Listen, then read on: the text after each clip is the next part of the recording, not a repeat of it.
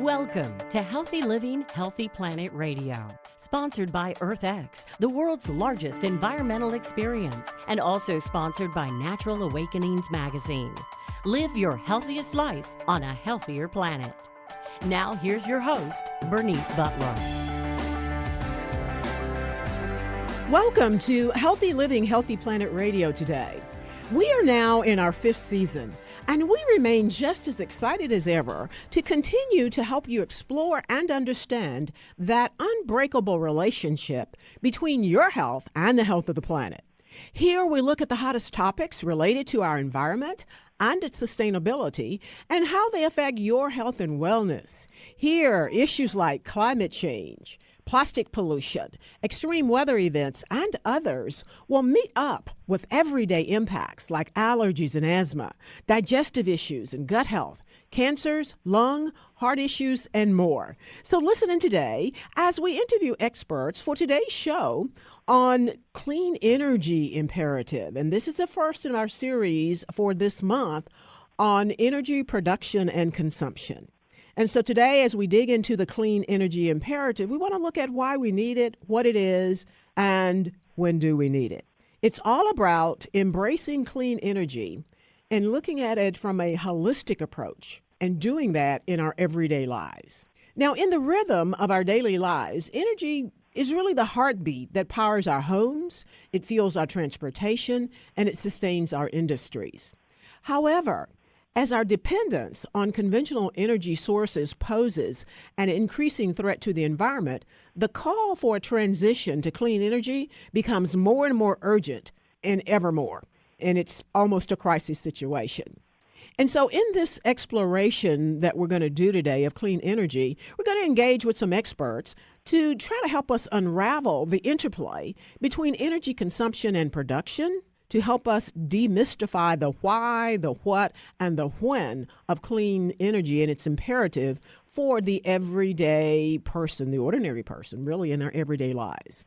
And so the clean energy imperative is a term that refers to the urgent need for us to transition from fossil fuels to renewable energy sources that are clean, affordable, and sustainable. Clean energy imperative is motivated by goals of reducing greenhouse gas emissions, enhancing our energy security and independence, improving public health and environmental quality, and creating economic opportunities and jobs. Now, the necessity to transition to clean energy is grounded in the environmental toll that is exacted by our conventional energy sources. Our current energy systems heavily reliant on fossil fuels, release pollutants that degrade our air quality and contribute to climate change.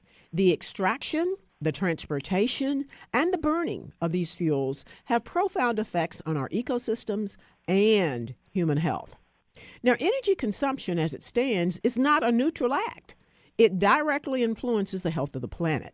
And the transition to clean energy is a collective response that we must all participate in to mitigate these adverse effects and safeguard the delicate balance of our ecosystems. Clean energy is not solely about adopting renewable energy sources for electricity generation. It also encompasses a holistic shift in both consumption and production. It's not just about where we get our energy, it's about how efficiently we use it. And energy conservation and efficiency measures play a pivotal role in achieving our clean energy goals. And so by embracing energy efficient technologies and practices in our homes and businesses, we can reduce the overall demand for energy and complement the shift toward renewable sources. From energy efficient appliances to smart home systems, each small change contributes to a more sustainable and resilient energy future. The urgency, though, to address both energy consumption and production is underscored by the immediate consequences of climate change. Climate policy experts, like these we have today, stress that we're at a critical juncture where the impacts of climate change are escalating increasingly. Transitioning to clean energy is not only about mitigating future risk, but also about adapting to the changes that are already upon us. We need clean energy as soon as possible, but the pace of progress has been somewhat slow and certainly uneven. According to the U.S. Department of Energy, the share of electricity from clean sources in 2030 could grow to 80%, nearly twice the expected amount before the Inflation Reduction passed. However, more work needs to be done on the technologies, the policies, and infrastructure to achieve the U.S. climate goal of 100% carbon pollution-free energy, or free electricity, by 2035. And to achieve this, we need to end our reliance on fossil fuels and invest in alternative sources of energy that are clean, accessible, affordable, sustainable, and reliable. And so the clean energy imperative is not an abstract concept. It unfolds every day in the choices that we make, from turning off the lights when not in use to supporting renewable energy initiatives, and individual actions in both consumption and production certainly contribute to the larger narrative of change that we all must embrace. Now, this is a lot, but here today to help us explore and unpack this are two experts who are going to make us smarter about all of this. We have with us today Rana Adib, and Rana is with the Renewable Energy Policy Network for the 21st Century, fondly called REN21. And REN21 is a global public-private multi-stakeholder network on renewable energy that's headquartered at the United Nations Environment Program in Paris, France. And previously, Rana was REN21's research coordinator, developing the international expert community and leading the REN21 Renewables Global Status Report series. Rana has over 20 years experience in the energy sector. Welcome, Rana, and did I get all of that right? Yes, perfect. Thank you so much. Happy to be here. And thank you so much for joining us today. And the folks from the UN Environment Program are good friends of this program. They've been on a number of times over the years, so we're glad that you're there. Our next guest is Emily Beagle. Emily is a research associate in the Weber Energy Group at the University of Texas at Austin. And I have to say, go Longhorns, that is my alma mater. She works on energy policy and pathways to decarbonization of the global energy system with a particular focus on the deployment and use of hydrogen to reduce emissions in the hardest to abate sectors. And prior to joining the Weber Energy Group, Emily was senior associate with the Climate Aligned Industries program at the Rocky Mountain Institute. And she also served as a congressional fellow in energy in the office of Senator Tina Smith. Welcome, Longhorn Emily. Thank you so much for joining us. And did I get all of that right? Yes, thank you for having me. Excited to be here. Great. Thank you all so much. I want to start off with you, Emily, and tell our listeners about how does our energy production and consumption affect the environment and our health? Yeah, that's a great question. As you alluded to already, Bernice, a vast majority of our energy system is based on fossil fuels. So about 80% globally, 80% of energy is derived from fossil fuels, coal, oil, natural gas, and the remaining 20% would be from what we might call clean or renewable sources, nuclear, hydro, wind, solar, and some others. And so in order to get that energy source from where we're using it, the way that we produce it, to where we finally consume it, is a sort of extensive, complex system with a number of environmental and health impacts along the way. So maybe starting from the production side, we can think about the environmental impact of how we mine or extract these various resources, particularly fossil resources, but there are also land impacts when we're thinking about wind and solar and other renewables like hydroelectricity. And so there are impacts not only on the land itself, but potentially to the people who are working in and around and in those extractive industries that we need to be mindful of. And then as we move along our energy system, we have impacts particularly sort of at refining facilities, and some of those as we upgrade our petroleum resources to turn it into the materials that we use, like gasoline in our vehicles, et cetera. So there are health impacts associated with these intense industrial facilities as we're refining our fuels. There's also impacts where we consume them. We can think about when we burn coal or we burn natural gas to make electricity. There are isolated areas around those power plants where we have pollutant impacts, some heavy metals and sulfur, other materials, particularly a part of coal when we burn coal that cause sort of acute air quality impacts in those regions close to the plant, but also the more broader implications of the greenhouse gas and carbon dioxide emissions associated with burning these fuels, coal and natural gas. And finally, at the consumption, some examples of some of the health impacts there. We can think about exhaust from vehicles as we're burning gasoline in our cars and driving around. We have all of that sort of other air quality impacts to be thinking about in the way that we are consuming that energy and our final energy consumption patterns there. And I've heard this process explained a number of times, but for whatever reason, Emily, as you were explaining it, what's coming into my mind is pain from the earth. As you talk about that extraction process, if the earth could talk, if it could groan, it would be probably sound like childbirth or something. That's just a really, we don't think of the earth, we think of ourselves, but it just has to be a really traumatic almost thing, that extraction process. And we probably need to think about that a little bit more, that has impacts. Rana, did you want to weigh in on that? But we have to go to break, and I will read you right back in when we come back.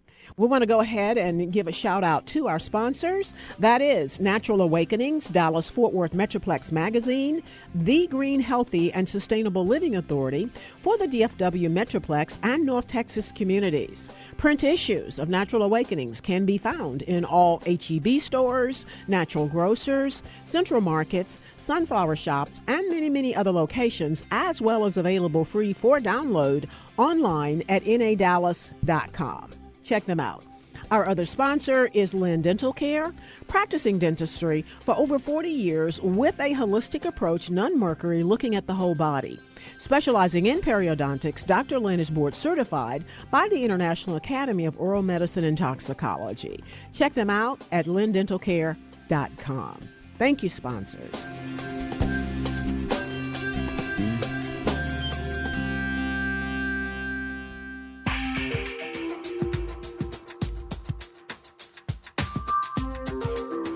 Welcome back to Healthy Living, Healthy Planet Radio, to today's show on energy production and consumption.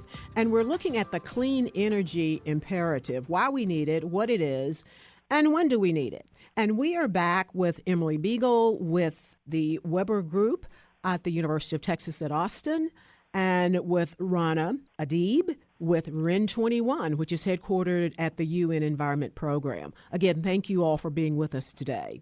And so we want to go back and start with you, Rana.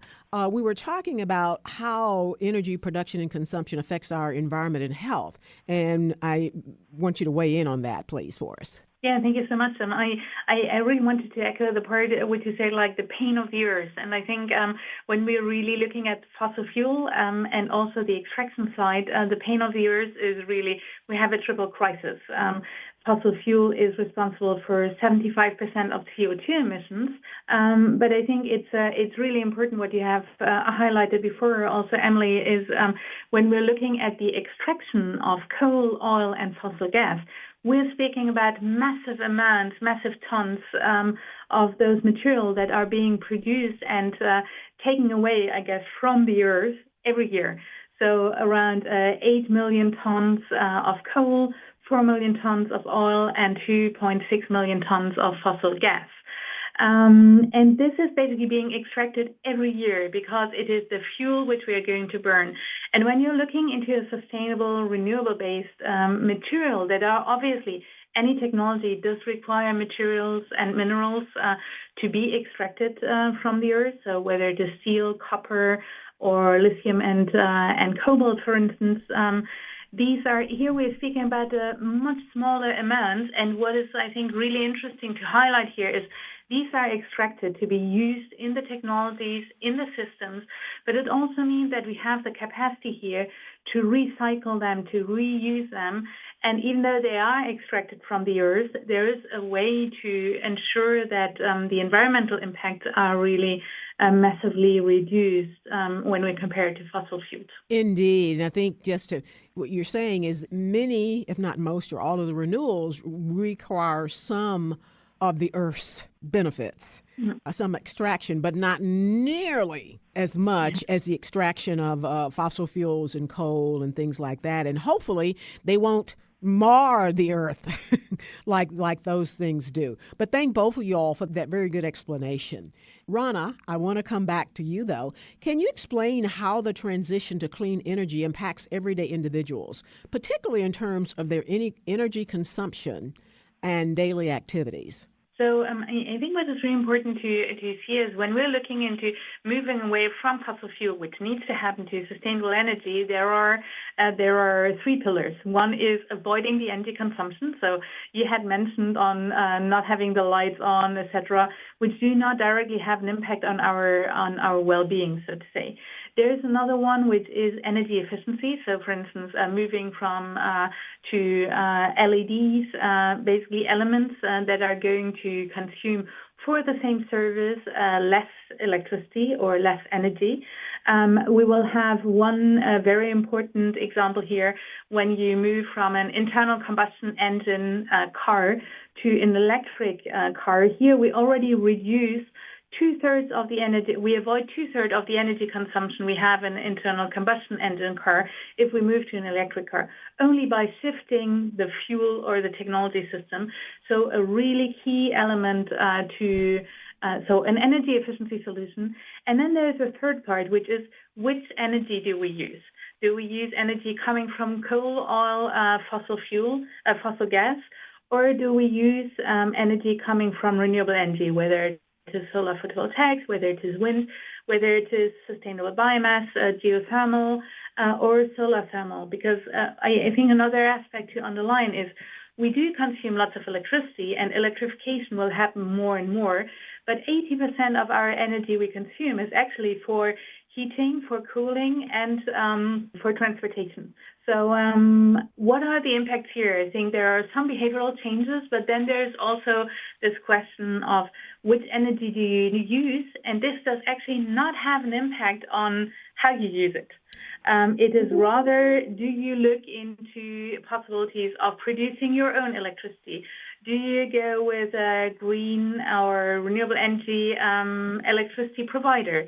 Do you fuel your car sitting on your couch at home because you have an electric car that is connected to your rooftop? Or do you need to go to a station where you basically fuel it with gasoline? The service is not different with regard to this. And I think this is really something really important to underline. Consumers really have the possibility to make those choices and also benefit from this. Why are they benefiting? Because it is also a way to reduce the energy bill by investing here. Obviously, if there is governmental support, this is something that can foster it even more. But it's also a way to get more independent from a fossil fuel-based part and really foster local job creation and taking advantage of the fact that renewable energy can happen everywhere. Just one number, renewable energy is part of the energy mix in over 200 countries, which already shows the potential it has on being basically deployed anywhere in the world. Indeed. And I want to put a fine point on something that you mentioned, and that was going to clean energy should not change how people use energy. You know, the main purposes will still be to cool and heat their homes and to transport themselves or to drive. It changes the sources. And I think in my little mind, there needs to be a lot more conversation about that because I think that's an area that can really help to get people to buy into it. Because I remember when I also published a Green and Healthy Living monthly publication. And about 14 years ago when I started, I remember talking about wind energy and having a number of conversations with people about how they didn't have room at their business or at their home to put a windmill out in the backyard. I think most people have come very far from that notion. But I still think there needs to be more attention paid to educating them that it's not going to change anything you do. it's just going to really change the source. Yeah, Emily, you want to weigh in on that? Yeah, absolutely, Bernice. I think that's such a critical point because for so long, and even in some cases still, the narrative has been that the clean energy transition will require us to give up something, whether that's giving up driving cars, whether that's giving us having comfortable homes, giving up having the products and materials that we want in exchange for consuming less energy, consuming different forms of energy, and addressing the climate crisis. But we're seeing now that that's not the case, that a lot of these renewable technologies are lower cost than the incumbent fossil fuel technologies. And so it shouldn't be and isn't a framing of either or, either we have clean energy or we're able to be comfortable inside our buildings and drive our cars to work, et cetera. It can be both. And I think to your point, reframing so that's the conversation is really critical to moving this clean energy transition forward. Indeed. That was the genesis of Healthy Living, Healthy Planet Radio, really, to help to educate and inform people about the various environmental issues, because there's a deep belief, and history has said, that if people know what's going on, they understand it, then they will do the right thing or take the right action. Yes, Rana, you. Yes, I would like to build on this. I think it's also really important to say that because of the of planetary boundaries, which are just a reality, it is really important too that we are also, yes, we can provide the same energy services, but I think it's also really important to acknowledge for the fact that collectively, if we want to address the triple crisis of climate crisis, pollution and biodiversity losses, which are actually all, as you rightly said, impacting our health as human beings. And just as a reminder, 1.3 million premature deaths only because we are burning fossil fuel. Some statistics even say it's going up to 7 million. So this is a huge impact basically on human beings. And here it's very clear that a lever is the shift and the switch of the energy source. But any energy and any material we do not use and we do not produce is actually a key lever. And why am I saying it? When we're looking at at transportation, in particular in cities and suburban areas, the cities are really facing major air pollution challenges that have a massive risk on the citizens' health. And here, one of the levers is not only to shift one car for another one, but it is also about really walking, cycling, development of public transport, because these will avoid to consume, they will avoid pollution. So there is also a part which is about behavioral change and streamlining those solutions into society and making them accepted. And if we're really honest, we see this in many cities. It's not only the air pollution, but it's spending 4 hours in a traffic jam has an economic cost. It has a personal impact. So it is really also about educating on this front. And bringing these things to the forefront of people's minds. You know, as they're sitting there in that car with all that smog swirling around them, it's like, okay, what's happening? And what is this really about? Let's go back to energy to look for some solutions. So certainly. We're going to go ahead and go to break now. And we've been with Dr. Emily Beagle, with the Weber Energy Group at the University of Texas at Austin, and with Rana Adib at the Renewable Energy Policy Network, REN21, which is headquartered at the UN Environment Program. We'll be right back on the other side. Thank you.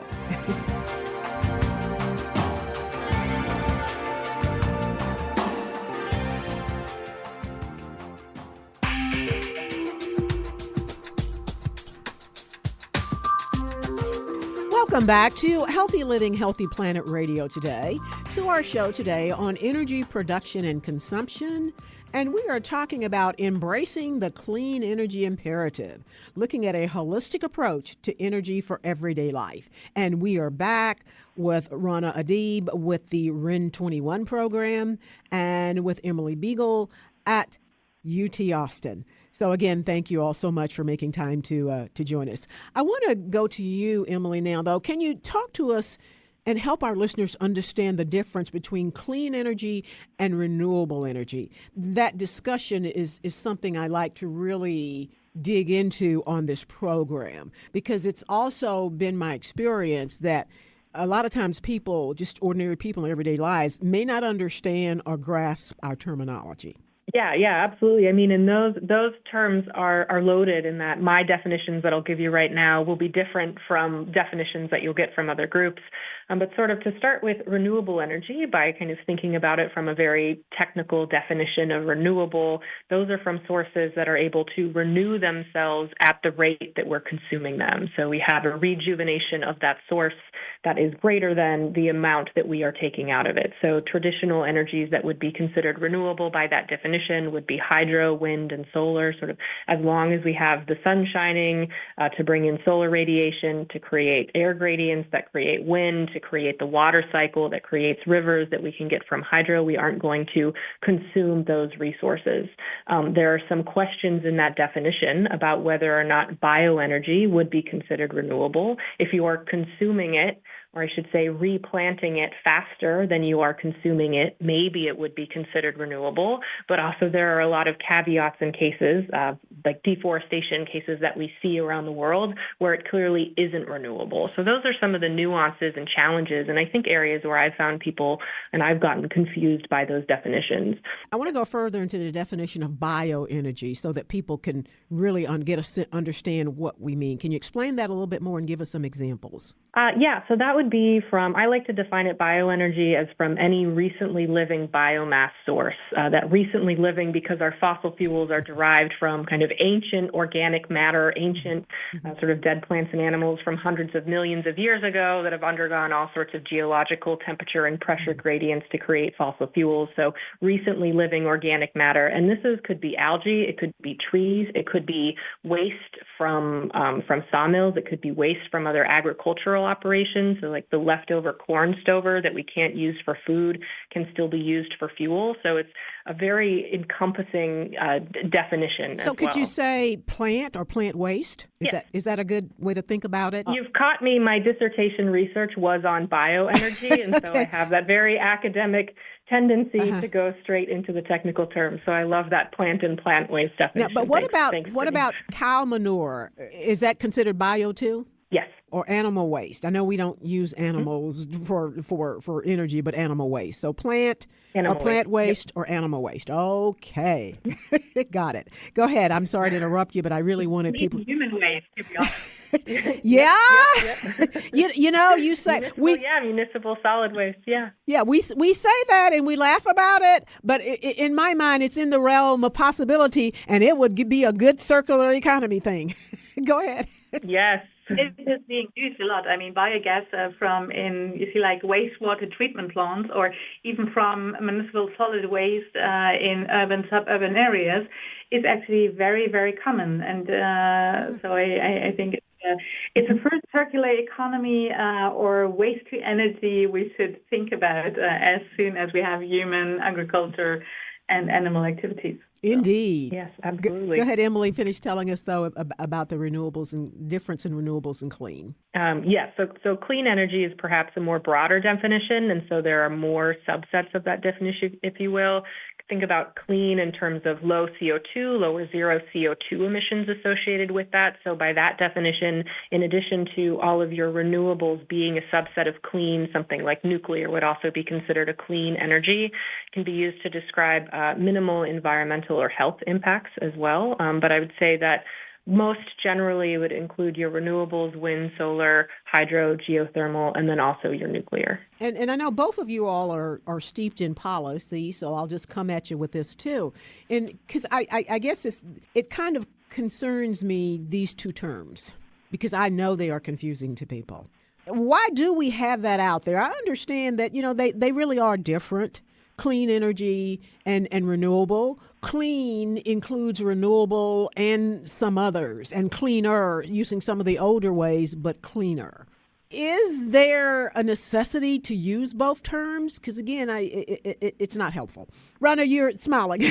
Yes, I'm smiling. I think to be honest, Berenice, you're touching upon a very, very important point, and I think a point also that shows how difficult it is for policymakers, but also the economy and the society, to move out from a fossil fuel-based economy and society where we are used to this, and where we have interests in place, whether it is industrial interests, whether it is country interests, economic interests that would actually love to perpetuate the use of fossil fuel, and moving away here into a renewable-based and efficient energy system, economy, and society. So I think what is really important to bring into the switch between clean and renewable is the sustainability aspect. So when we're thinking about sustainable energy, this is actually energy which does comprise energy saving, efficiency, and renewables, because these are the parts that are really sustainable. And I think what is important here is there's a sustainability part that when we have clean, so you might hear things like natural gas, which is actually a fossil gas and is also contributing to CO2 emissions, pollution, etc., is often positioned and sold as a transition fuel. But the reality today is when you're looking at economics, we know that renewable energy is, in most areas of the world, the least cost option to produce electricity. So there is not really a reason to go through a transition period of natural gas directly to renewable energy. We can directly jump to efficiency and renewable energy. And I think this is why it is really important to shift the narrative in a way that we are highlighting the important role of efficiency and renewables, and that also in the discussion and the communication to society, it is very clear, and to citizens, that it's very clear that all major energy scenarios, whether to mention the International Energy Agency or the International Renewable Energy Agency, but also the U.S. Department of Energy, for instance, the National Renewable Energy Lab, have in their scenarios a clear statement that renewable energy will represent over 80% of the energy we're going to consume in the future. So it is really important to shift away and to shift towards an efficient renewable-based part. And here it is not about clean. It is really about renewable energy. And I think this is, obviously, I speak as coming from Renting on Renewables now. So we are a renewable advocate for full transparency. But today there is not only environmental and sustainability questions, but also economic question, energy security question, and energy justice questions or aspect that show that renewable energy is a more sustainable and a better energy source to move to. Thank you for that very good explanation. I want to go to you, Emily, now and talk about what are the main drivers and challenges for decarbonizing our global energy system, especially in the hard-to-abate sectors. Now, two things, as we're talking about communications here. I've had this discussion with others. We use the term decarbonizing. What does that mean, and why do we use that, and what's a perhaps better or more understandable or more intuitive? That's what I'm kind of into intuitive. What's a more intuitive term for that? Before you answer our question, Emily. Perfect. Yeah, I would say that the main driver for decarbonization is climate change. Decarbonization meaning the idea of how do we reduce the amount or eliminate the amount of carbon dioxide serving as representing all greenhouse gases within our energy and across more broadly our entire kind of economic global system that we have. And so when we talk about decarbonization, it's really all focused on reducing greenhouse gas emissions, reducing carbon dioxide. We have a very similar framework to how we think about prioritizing in the strategies and opportunities for transitioning to clean energy in the energy system, as Rana has been describing, starting with an efficiency and conservation, the next tier being electrification, where you're simultaneously increasing the amount of renewable or zero carbon electricity on your system, and then electrifying as many end uses as you can to use that zero carbon electricity as energy in a replace of, say, fossil gas or gasoline in a vehicle or in a power plant. The third tier would be zero carbon molecules, and then the fourth would be things like carbon dioxide removal, so actually kind of pulling CO2 that we've already emitted from the atmosphere out of the atmosphere. When we start thinking about the hard-to-abate sectors, those are the sectors, at least in my mind, that we can't get all the way to zero carbon with the first two pillars. So we can't get there just with efficiency and conservation, and we can't get there through electrification. And what are some examples of those? Yeah. Some examples of those would be high temperature industrial heat, heavy duty transportation, things like aviation fuels, like flying, long-distance shipping, long-distance freight trucks, and some other industrial applications. Steel is an example that we think about a lot.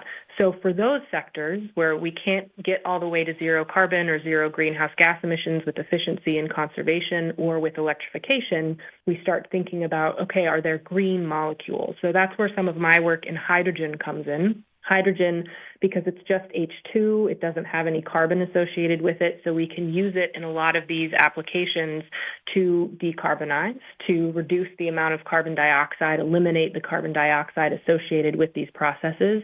And if there's no greenhouse gas emissions associated with where we get that hydrogen from, we can use that as a tool for reducing emissions in those hard-to-abate sectors. Indeed. Now, you said two things that I want to camp on for just a minute. And it goes back to, this has been a really unexpected, but I think great opportunity to talk about terms. Because you said you used two that I want to dig into a little bit. You use green molecules, and I'm still not convinced, Emily, yet on decarbonization. We have to go to break. And so we're going to come back and try to unpack those two terms a little bit more on the other side.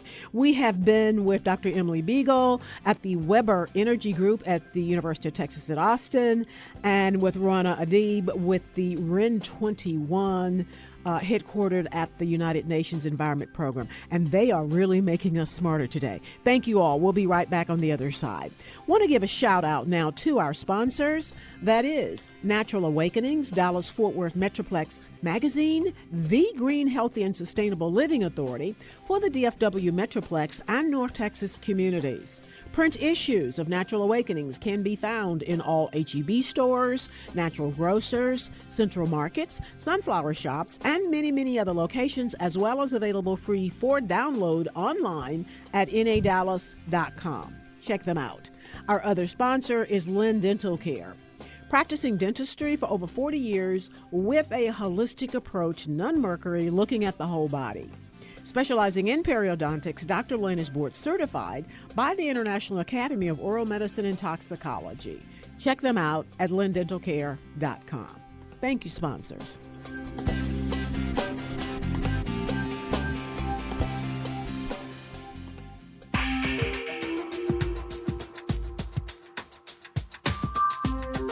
Welcome back to Healthy Living, Healthy Planet Radio today, to our show on energy production and consumption. And today we're focusing in on the clean energy imperative, why we need it, what it is, and when do we need it, or when do we need to do it. And we are back with Rana Adib with the REN 21 program at the UN Environment Program, and with Emily Beagle in the Weber Energy Group at UT Austin. And they are making us much, much smarter. Thank you, ladies, for joining us today. And so, Emily, before the break, though, you were trying to help us understand about decarbonization as well as hard-to-abate sectors. And green molecules, yes.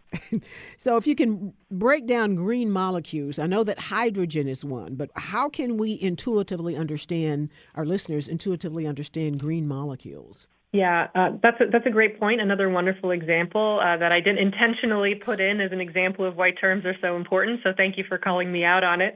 I use green molecules. You could also call them maybe clean molecules to describe molecules that are, so things like fuels that could replace the way that we're currently using what we currently use natural fossil gas for, what we currently use gasoline for, some of those other more traditional fossil fuels, those as molecules.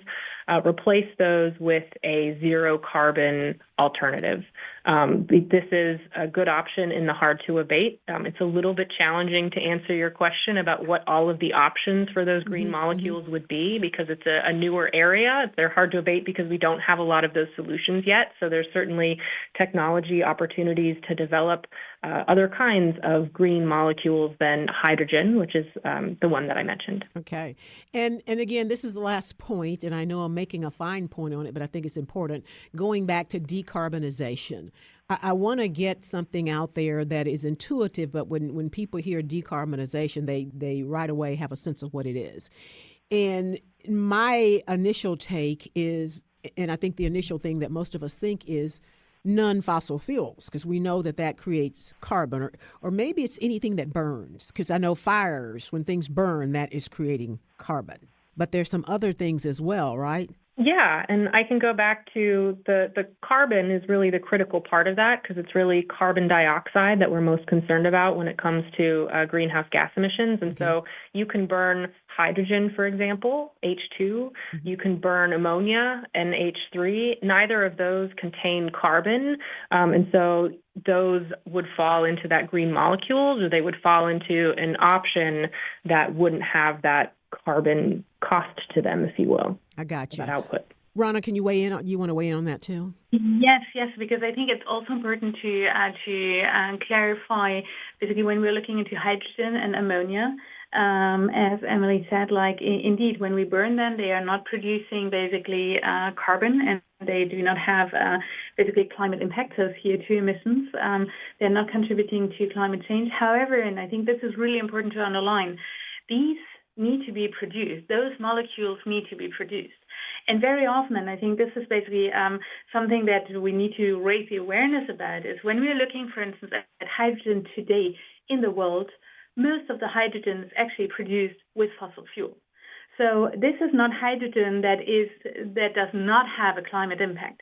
So when we are speaking about hydrogen, and I think we during the break we quickly touched upon this, in hard-to-abate sectors, here it is energy-intensive sectors. Okay. These are sectors where solutions do not exist yet, but where very clearly we also need to decarbonize, and there are solutions that can be developed.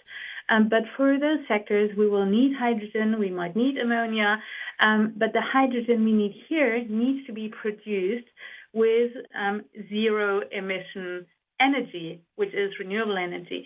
And I think it's really important to underline that those energy carriers, so-called, like the molecules, are really used for those sectors, because today we see very often there is a bit of a hydrogen bubble in the world. And we say we need hydrogen for heating, for buildings, we can use it in our cars, but actually there are much better solutions for those applications, whether it is electric heat pumps combined with solar photovoltaics, solar thermal, whether it is electric cars. And I think it's really important to see that the hydrogen we produce requires 3 times more, for instance, solar PV and wind installations in comparison to direct use of the electricity. And I think this is really important, that we don't take it as a silver bullet. Right. So hydrogen is not a silver bullet. It's very important, but it requires building up the foundations, which is renewable electricity, to produce hydrogen or ammonia. And Emily, I want to go back to you for a moment, and that is, what role do you see technology playing in making clean energy or renewable energy accessible and applicable for ordinary people in their homes and their communities? I think, fortunately, we've seen a lot of the development of technologies that have made some of the renewable electricity more accessible, rooftop solar PV. In terms of new technologies, I'm a little bit skeptical, but somewhat optimistic about the potential role that new data tools could play in helping to, say, pair renewable electricity generation with demand. That could be things as simple as, for the regular consumer, some smart thermostats within your homes, or smarter electric vehicle charging, where your car sort of knows when it can charge so that it's taking advantage of when there are a lot of renewables producing electricity. So I think there are some interesting opportunities going forward there. And then we've already sort of alluded to the technology needs in some of these harder to abate sectors. So maybe that could be cool new materials that we can use to make products for individual consumers that are more within that idea of the circular economy. How do we recycle and capture and use CO2 and embed it in concrete or in plastics rather than just releasing it into the atmosphere? Some exciting technology options from that sense as well in this space. Rana, and I want to ask you too, Rana, I want you to weigh in on that too, but I also want you to tell us about maybe some examples that you've seen or been involved with, where their best practices and lessons may have been learned from successful renewable energy projects and initiatives that might be an inspiration for us. Thank you. I think maybe to complement quickly what Emily said, I really think one of the messages that really needs to be added is, yes, obviously innovation, technology innovation is basically key. It has been key to bring renewable energy where it is today. And today we're in a situation where it is a least cost option, actually, to produce renewable electricity. The majority of new power producing capacities, basically, or generation, is renewable based. And this is not because of sustainability issues, it's because it's basically an economic choice. And it's the least cost option. So I think this is just a message out. We should not wait for massive innovation because we already have the tools and technologies existing that only need to be deployed. So there's actually no excuse to wait, so to say. The other part, inspiring stories. And I think I'm deliberately going to speak about some inspiring stories that will not build on the power sector only because, as I mentioned before, 80% is actually the energy we consume is for heating, cooling, and transportation. So I take the building sector. Here we have only around 10% of our energy we consume is basically renewables. And what we have seen in Europe, for instance, with the energy crisis Europe was facing, the energy supply crisis, energy security crisis, a massive development of heat pumps. And heat pumps combined with solar PV, solar rooftop, is actually a very economic part. So what we have seen here is that, for instance, housing players were collaborating with energy players and we're offering credits where the energy bill is basically built into the housing bill, if you like, for construction. And I think these are business models that are really interesting and inspiring because the energy service is basically built into our natural environment, whether it is here in this case the building sector, whether it is the cars. You can find similar approaches here. And maybe another aspect, just the agricultural sector.